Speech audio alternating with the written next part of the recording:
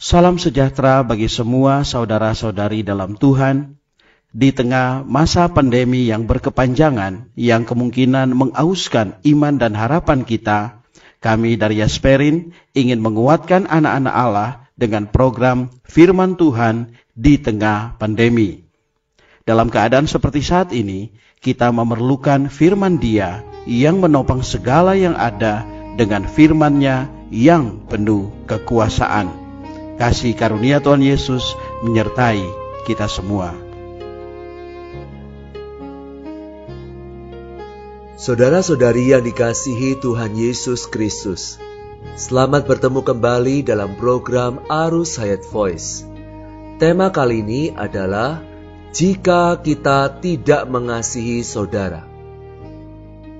Pembacaan Alkitab diambil dari kitab 1 Yohanes pasal 4 ayat 20-21. Jikalau seseorang berkata, "Aku mengasihi Allah," tetapi ia membenci saudara seimannya, maka ia adalah pendusta. Karena siapa yang tidak mengasihi saudaranya yang dilihatnya, tidak mungkin mengasihi Allah yang tidak dilihatnya. Inilah perintah yang kita terima dari Dia. Siapa yang mengasihi Allah, ia harus juga mengasihi saudara seimannya. Saudara-saudara yang terkasih dalam Tuhan, kita harus tahu bahwa mengasihi saudara seiman kita adalah hal yang sepatutnya, bukan karena ia patut dikasihi, melainkan karena ia adalah saudara kita. Satu-satunya alasan bagi kita untuk mengasihinya adalah karena ia adalah saudara kita. Lalu, bagaimana jika kita tidak mengasihi saudara kita? Mari kita lihat beberapa potongan ayat di dalam kitab 1 Yohanes.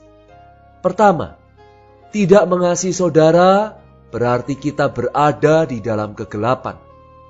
1 Yohanes 2 ayat 9 berkata, "Siapa yang berkata bahwa ia berada di dalam terang, tetapi ia membenci saudara seimannya, ia berada di dalam kegelapan sampai sekarang." Misalnya Anda tahu seorang itu saudara, namun Anda membencinya, maka sesungguhnya Anda berada di dalam kegelapan dan hidup di dalam kegelapan. Anda harus bertobat kepada Tuhan dan berkata, "Ya Tuhan, aku bukan orang yang tinggal di dalam terang. Aku tinggal di dalam kegelapan dan hidup di dalam kegelapan. Selamatkan aku Tuhan." Kedua, tidak mengasihi saudara berarti kita berada di dalam maut. 1 Yohanes 3 ayat 14b berkata, "Siapa yang tidak mengasihi, ia tetap di dalam maut." Kasih di sini bukan kasih yang umum, melainkan kasih persaudaraan. Jika seseorang tidak memiliki kasih persaudaraan di dalam hatinya, maka ia tetap di dalam maut. Orang yang percaya kepada Allah pasti dapat melahirkan hati yang mengasihi saudara. Jika tidak, itu berarti ia tetap di dalam maut. Selanjutnya, 1 Yohanes 3:15 berkata, "Setiap orang yang membenci saudara seimannya adalah pembunuh manusia." Dan kamu tahu bahwa tidak ada pembunuh yang tetap memiliki hidup yang kekal di dalam dirinya. Orang yang memiliki hidup yang kekal seharusnya tidak dapat membenci saudaranya. Kalau ia masih bisa membenci saudaranya, itu membuktikan bahwa di dalamnya tidak ada kasih, tidak ada hidup yang kekal. Hayat yang ada di dalam setiap anak-anak Allah sangat kaya, sedemikian rupa, sehingga membuat anak-anak Allah dapat mengasihi setiap saudara-saudari di dalam Tuhan. Asalkan seseorang itu milik Tuhan, kasih yang terkandung di dalamnya pasti akan mengalir keluar. Mengasihi seorang saudara sama dengan mengasihi semua saudara. Namun bila kita membenci seorang saudara saja, sudah cukup membuktikan bahwa kita kekurangan kasih persaudaraan. Saudara-saudara, di antara anak-anak Allah bisa terjadi berbagai keadaan. Tetapi tidak seharusnya ada kebencian di antara kita. Yang seharusnya adalah demikian. Misalkan ada seorang saudara melakukan banyak perkara yang tidak dapat dibenarkan, melakukan banyak kesalahan, Anda boleh menasihati dan menegurnya, tetapi hati Anda tidak membencinya. Jika perbuatannya membuat Anda marah, Anda pun boleh memarahi dan menegurnya dengan kata-kata yang sangat keras. Tetapi hati Anda tidak boleh membencinya. Kalaupun Anda harus menyampaikan persoalannya kepada gereja, seperti yang tercantum dalam Matius 18, tujuan Anda tetaplah ingin mendapatkan dia dan memulihkan dia. Kalau terhadapnya, Anda hanya ingin mengecam dan meruntuhkan saja, tanpa bermaksud memulihkannya, itu membuktikan bahwa Anda bukan seorang saudara. Maksud menyampaikan persoalannya kepada gereja ialah agar saudara tersebut bisa didapatkan kembali. Ketiga, tidak mengasihi saudara membuat kita berdusta.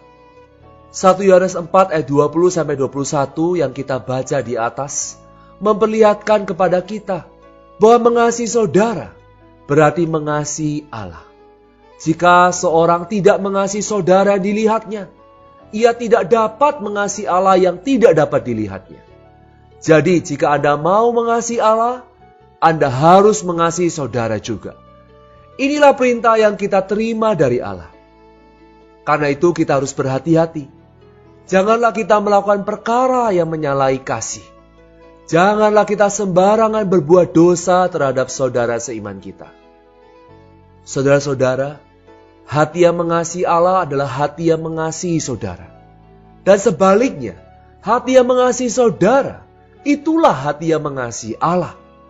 Seseorang tidak dapat menipu dirinya sendiri dan berkata, walaupun aku tidak mengasihi saudara, namun aku mengasihi Allah. Hubungan kita dengan saudara kita berasal dari Allah. Jika kita tidak ada hubungan dengan saudara kita, itu berarti kita tidak ada hubungan dengan Allah kita. Jika kita menolak saudara kita, dengan sendirinya hati yang mengasihi Allah tidak ada di dalam kita. Karena itu, marilah kita saling mengasihi. Marilah kita menghormati kasih persaudaraan yang ada di dalam batin kita. Allah telah menaruh hati yang mengasihi saudara di dalam kita. Maka kita harus menggunakannya untuk melayani dan membantu saudara kita.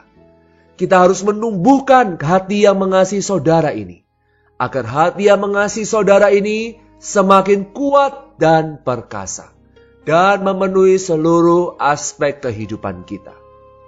Mari kita berdoa. Ya Bapa, kami mengucap syukur kepadamu atas kasih persaudaraan yang kau berikan bagi kami. Kami mengasihi saudara-saudara kami, karena kami berasal dari Engkau ya Bapa, yang telah melahirkan kami. Bapa, Engkau telah memberikan kami hati yang baru, hati yang mampu mengasihi. Kiranya hati yang mengasihi ini bisa terus bertumbuh di tengah-tengah kami. Kiranya kami demi kasih ini, kami anak-anak-Mu saling mengasihi dan saling menghormati. Terima kasih Bapa, di dalam nama Tuhan Yesus kami berdoa. Amin. Demikianlah firman Tuhan. Sampai bertemu di kesempatan berikutnya.